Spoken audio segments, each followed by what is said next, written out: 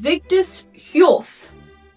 My Norwegian friends are probably like pointing and cackling at me like a zoo animal, but that's fine. Never ever say that I don't give the people what they want, because I was intending to keep these two piles of books as my dirty little secret for the disgusting amount of book shopping that I did in the UK when I went there at the beginning of November. But you guys wanted to see what I got, and I'm a lady of the people, so I will provide. I think I got about 32 books when I was in the UK. I'm only proud and excited to read all of these. I'm never quite sure what to do with like a TBR or like these are the books that I'm going to read video, because I don't really know that much about the books that I want to read before I start reading them, because I like to go in blind as much as possible. So I don't know if any of the explanations that I'm going to give are going to be 100% bulletproof. So take what I say with a grain of salt, but I will tell you why I'm excited about them and where I got them if I can remember. And that's pretty much what this video is going to be. If this is the first time that you're seeing me, hello, I'm Kyra. I love talking about books, and today is going to be a massive way of me doing just that. First one is Resisting Erasure by 3 different scholars on the topic of Palestine. I tried to get as many books as I could about Palestine there that I haven't been able to find back home in Cape Town. And I really love Verso Publishers' books in general. I think they're such an excellent publishing house and they're an indie, so love to support them as well. I believe I got this one at the Brick Lane bookstore in London, and that's a beautiful bookstore, by the way. Love it there. Wish I could go back. It's amazing. They have a whole section just on Palestinian books, and this is the book that I decided to get there from that selection. This one is about, they say, capital imperialism and race in Palestine. From my understanding, it sort of goes into detail about how Palestine can be used as a sort of yardstick for how imperialism works in the modern world, and why we should free Palestine. What am I going to do with the books that I've already spoken about? Oh, whatever. I'll just figure it out as we go along. Then I have got The Slicks by Maggie Nelson. I think I got this one at the Brick Lane bookstore as well. This one is about Sylvia Plath and Taylor Swift. 2 people I have very mixed feelings about, but very important pop culture figures in their own right. And I love Maggie Nelson. I've read 2 of her other books, Bluets and The Argonauts. The Argonauts is one of my favorite books from this year. And Bluets I didn't like as much, but I do think it's very fun and experimental, and I love the way that she sort of explores themes.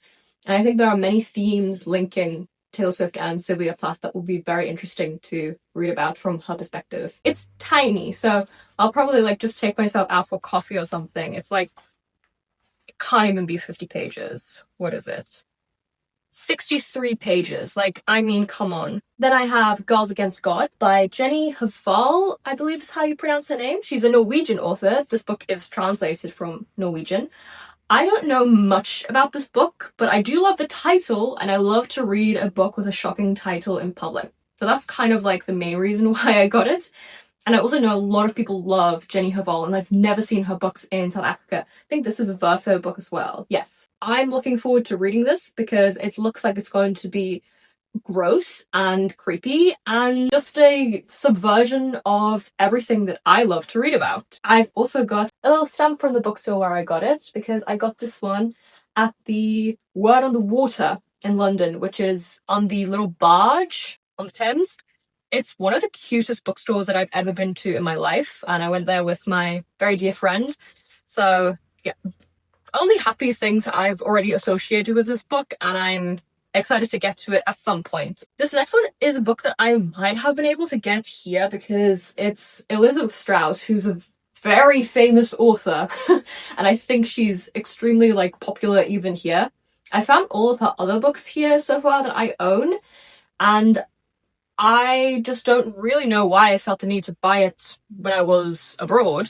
I think I bought this in Cambridge, which probably means I bought it at Heifer's. This is The Burgess Boys.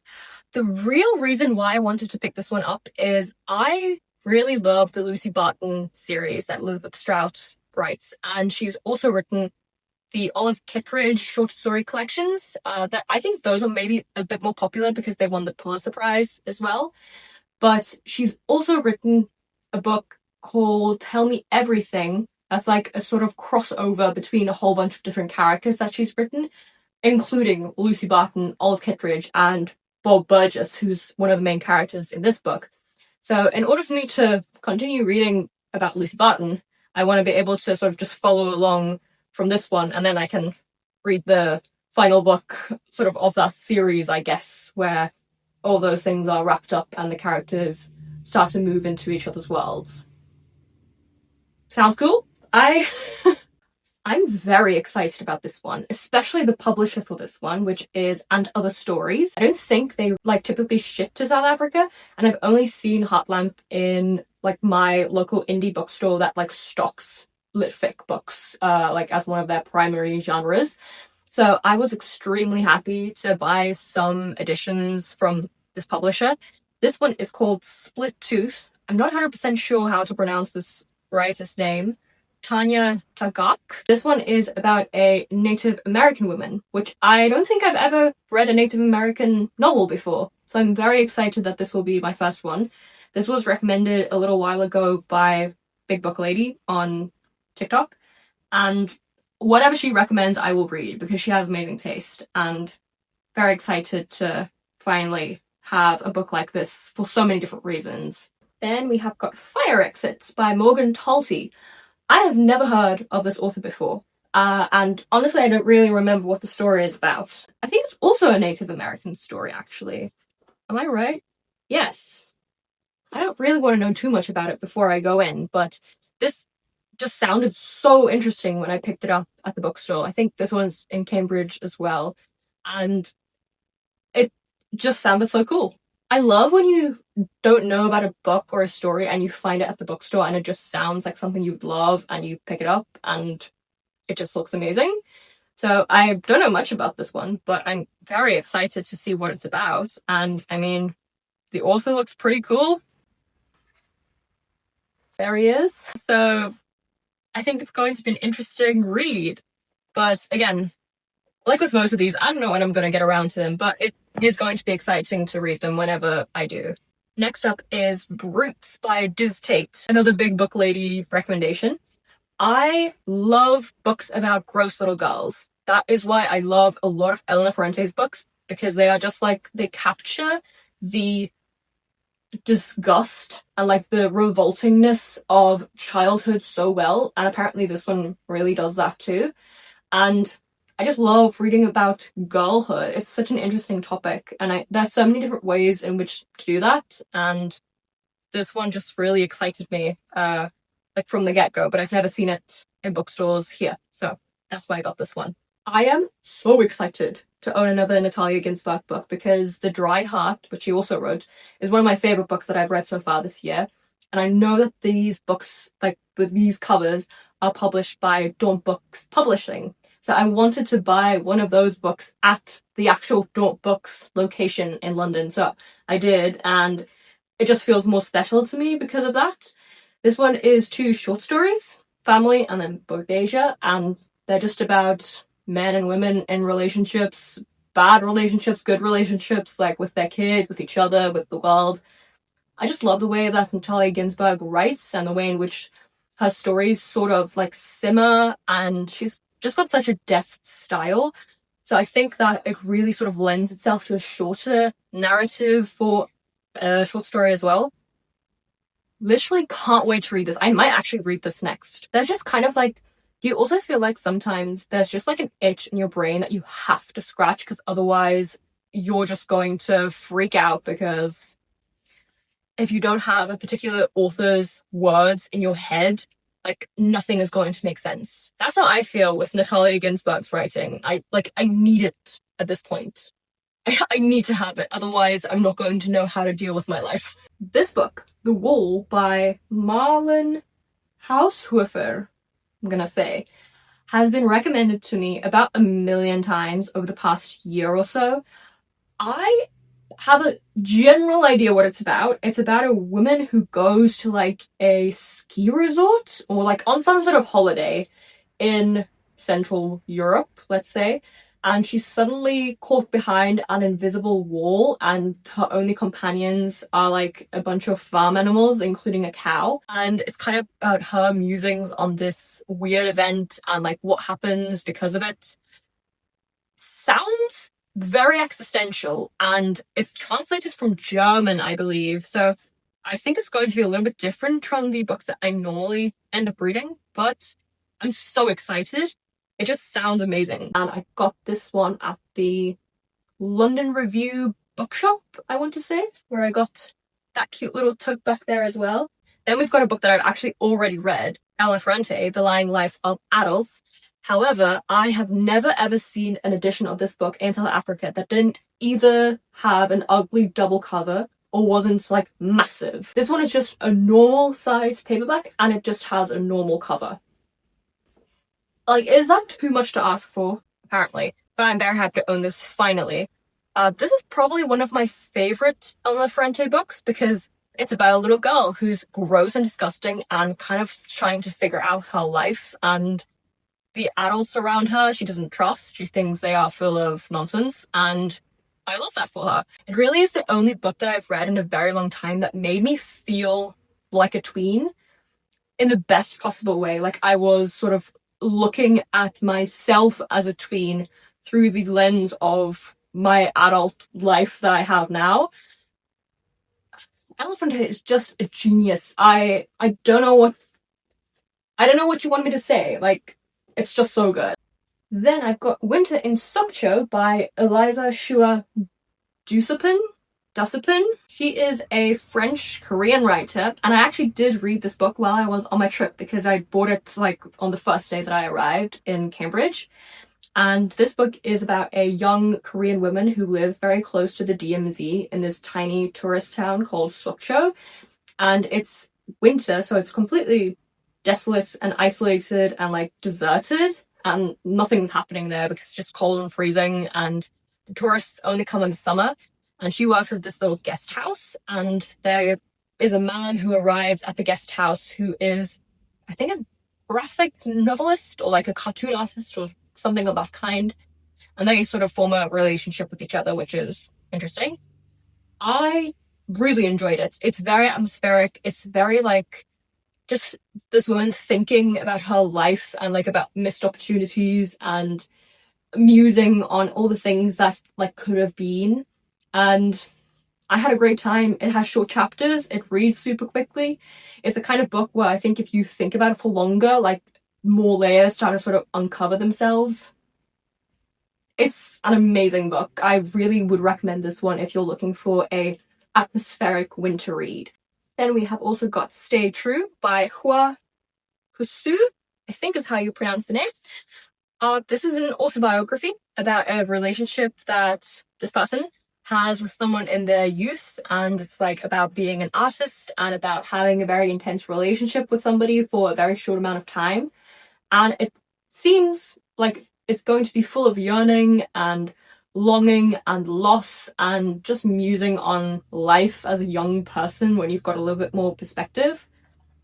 I love a good memoir. I've been reading quite a lot of memoirs this year, so I'm excited to continue that into 2026. Ooh, I'm so excited for this one. One of my favorite books from last year was Their Eyes Were Watching God by Zora Neale Hurston, and that is the only one of her books that I have ever been able to find in South Africa. So I restrained myself, not that you would be able to tell, but I restrained myself and only bought one of her books, and this is a short story collection called Hitting a Straight Lick with a Crooked Stick. I just think Zora Neale Hurston is one of the most gifted, like, Black American women writers. And the fact that, like, people like Toni Morrison and Alice Walker and Angela Davis and Maya Angelou, they all, like, point to her as someone who really inspired them. It's so fascinating to read her work and to sort of see how that, like, blends into the writing that those incredible women wrote in their lives. I'm so excited to read this because I think it's going to be so incredible, so moving, and yeah, I'm ready to get swept away by Zora Neale Hurston again. And then the last one from the first pile is Mother Dead by Vigdis Hjorth. My Norwegian friends are probably like pointing and cackling at me like a zoo animal, but that's fine. Again, have no idea what this is about. It's Norwegian, like I said, and Big Book Lady recommended it, so I had to buy it. It's another one from Verso Fiction. Oh, I got this one in Oxford. Okay, I got this one at Blackwell's in Oxford. It has a beautiful cover, if nothing else. Ooh, I've also got poetry collections that I haven't taken off my shelves. Okay, I'll do that at the end. So excited about this one. This is Ain't I a Woman by Bell Hooks. I love Bell Hooks. Bell Hooks is one of the coolest people I think who has ever lived. Every single essay of hers that I've read before, I've been like, this is changing my lease on life. This is changing my perspective on everything, especially on feminism and like the way in which I view it. Because it's just so like eye-opening, and she's got such a sharp pen. Like, she says exactly what she means, and she's so good at conveying why things are the way that they are, and sort of like drawing on historical analogies, and she's just so smart. And I'm so excited to finally own this entire essay collection. The essays from this book that I've read before, I read at university, so that's a little while ago now, and I also don't think that I have read all of them. And the ones that I have read, I mean, I'll benefit from rereading them. I've never ever seen this full collection in South Africa before. Maybe I'm just looking in the wrong places, but I'm very excited to own this full copy as well. So thank you to Blackwell's for providing me with one of my most highly anticipated books of 2026. Another Palestinian book. I'm actually not too sure what this one is about, but it's come highly recommended to me from other people who want to read more books about Palestine. You Exist Too Much by Zaina Arafat. I just love reading Palestinian fiction in general because I feel like even if it's about the Palestinian diaspora, or it's written by a writer who is Palestinian but didn't grow up in Palestine but has that connection to their heritage, it's such an interesting way just to connect with a fictional world, even though it's very much grounded in reality as well. And I love books that just center around that experience. It's so interesting to me. So even though I'm not too sure what this one is about, I believe it's queer as well. So, I mean, ticking a lot of boxes for me. Ooh, I got this one at John Sando Books in London on my last day. I don't know much about this book. I do know that it was published by Pushkin Press, which is another publisher that I never see in South Africa and that I think publish really cool books. And the other thing is, it takes place in Naples, which I am very happy about because the only books that I've really read that are set in Naples are Elena Ferrante's books. And I feel like I'll get a better idea about Naples and like how well she's depicted it if I have some other like perspectives on the same city as well. And this seems like it's going to be really, really good. I think it's supposed to be like about a murder or something. I don't know, I'm kind of hooked already. Like, that cover is pretty, like, it pulls me in. I really want to read this one, actually. This is why I was like, maybe I shouldn't do this video, because now I just want to read everything, and if I can't, then I'm going to be sad, but, you know. This one is Old Enough by Hayley Jacobson. I bought this one at Gaze the Word in London as well. What a fantastic bookstore, and, like, the people who work there were so lovely. The patrons there were so lovely. Like, it was just such a good atmosphere. Loved it. I believe this one is about a bisexual woman who, like, sort of is going through just a coming of age story, and sounds pretty good to me. I'm kind of seated already, like, ooh, this one is another one that I've been meaning to read for such a long time, but couldn't find a copy of. Almond by Won Pyong Song. I think that's how you pronounce the name. This one is about a man who can't process emotions, like, in the way that people normally can. And I just find that, like, such a fascinating concept for a book, like, told through his perspective, and, like, all these sort of traumatic things happen, but he just doesn't know how to process them. It sounds so sad, and I'm so excited to read it for that reason. So many people who have loved the same books as me have said that this one is, like, one of the best books that they've ever read. And I have to believe them, because they've been right. a lot of times. And why would this book be any different? Especially with the cover that is that nice. I mean, come on. I couldn't leave London without buying an NYRB book either. I think I got this one at Foyles, I want to say.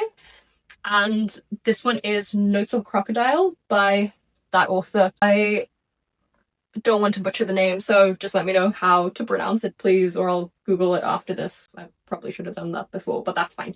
This is a queer story as well, and it's kind of like considered to be a like seminal sapphic text, which, I mean, sold. I'm very excited to read this one. It takes place in Taipei, which is a country that I have never read literature from, so this will be my first book from there, and it seems amazing. I mean, NYRB are known for publishing like really excellent books, so probably can't go too far wrong. This is another one that I got at Gaze the Word, All This Could Be Different by Sarah Thankam Matthews? Not too sure, but the thing that really drew me to this book is the description that I read from someone else's review a couple of months ago. They said that it was a story about a friend group and sort of how that friend group evolved together. And that really like sort of made me want to read it, because I do love reading about friend groups, and they said it felt realistic and not like too much focused on just one person or one relationship within the friend group, and that the dynamics that were explored felt pretty realistic. Sounded good to me. Oh, this is a really exciting one. So this book is Arturo's Island by Elsa Morante. Does the name Elsa Morante ring any bells for you? Does it perhaps sound like it rhymes with another name that I've mentioned in this video already? If you said Elena Ferrante, you would be absolutely correct, because Ella Ferrante is a massive Elsa Morante stan. And for anyone who doesn't know, Elena Ferrante is a pen name, so there's like a theory that she sort of named herself after her favorite writer, which is what I would do if I had a pen name. Like, I would be Pally Mooney or something like that. Normal behavior to me. This book just sounds amazing. It's about a boy growing up in Naples, and it just sounds exactly like the kind of book that I want to start reading more of. And Elsa Morante wrote a lot of books during her life. This is one of the more accessible ones, I believe. So I am kind of nervous, because I think she probably writes in a very dense way, maybe old-fashioned way even, but it's published by Pushkin Press, and I believe it was translated pretty recently as well. So hopefully it's not too difficult to follow, but regardless, I think I'm going to learn a lot about Naples and about Elena Ferrante even from this book, so there's only really good things that can come from me reading this book. Okay, we are almost at the end. We have Companion Piece by Ali Smith. This one I definitely could have gotten here. However, last year I didn't buy Companion Piece when I was in Oxford, and that was right after Ali Smith had won the Bodley Medal, and it kind of felt like a missed opportunity, so I had to set that right, and I'm just very excited to finally own the last book in the seasonal quartet, although this is the fifth one, so quintet at this point, I'm not sure. I'm an Ali Smith stan. I will read all of her books. I'm planning on reading all of her books, but she's really prolific, and she's still writing. Like, she's publishing so many books, I can't keep up, but that's like the best kind of problem to have. I believe Companion Piece sort of takes place in the pandemic and brings back characters from the other books in the seasonal quartet. I can only imagine that I will love this, because Summer is my favourite book in the seasonal quartet, and it had a very similar sort of vibe. So very, very pleased that I finally own this. This is another publisher that I have really struggled to find in South Africa, which is Charco Press. And this is Elena Knows by Claudia Pinheiro, which is a book that has been recommended to me specifically hundreds of times. I don't even think I'm exaggerating when I say that. Directly or indirectly, hundreds of times. Everyone says that this one is reminiscent of Elena Ferrante, Olga Tokarczuk, all those writers who I love, and whose books I believe like center around a very interesting feminist theme. It's not like very cut and dry. There's a lot of nuance, there's a lot of pain, there's a lot of like of the sharper bits on which you can cut yourself of like feminism and the female experience, and I think this one is pretty much going to be exactly that. It's about an older woman who is chronically ill, and her daughter suddenly dies, and the police think it's suicide, but she doesn't think so. So despite her chronic illness, she goes and investigates her daughter's death. I mean, can you think of a more Kara book than that? If I can finish some of the books that I'm reading at the moment before the end of the year, then this one will also be part of my 2025 reading. I'm really excited for this one. Then we have got Chelsea Girls by Eileen Myles. I've heard so many good things about Eileen Myles. They are one of the coolest people I think ever, and this is sort of an autobiographical novel sort of about their early 20s and the friends that they had and the experiences that they had, like with Catholic trauma and like being queer in the 60s and that kind of thing. It just sounds like a romp, so I'm very excited to dive into Eileen Myles' lore. And then the last one that I have here before I'll get to my poetry books is probably the book that I'm most excited about. Incidental Interventions by Elena Ferrante. Again, Elena Ferrante is probably my favorite writer of all time. I think I can quite safely say that because she's published a shit ton of books and I've read all of them apart from this one. And I've loved all of them apart from maybe Troubling Love. This is a collection of articles that she wrote for The Guardian, like in the late 2010s, I want to say. And it's just her musings on life, on writing, on being a mother, on being a daughter, on being a woman, I guess. And I just love the way that she writes about life and about female experiences. And I love the way that she did that in all of her other nonfiction. So I can only imagine that this one is going to be amazing as well.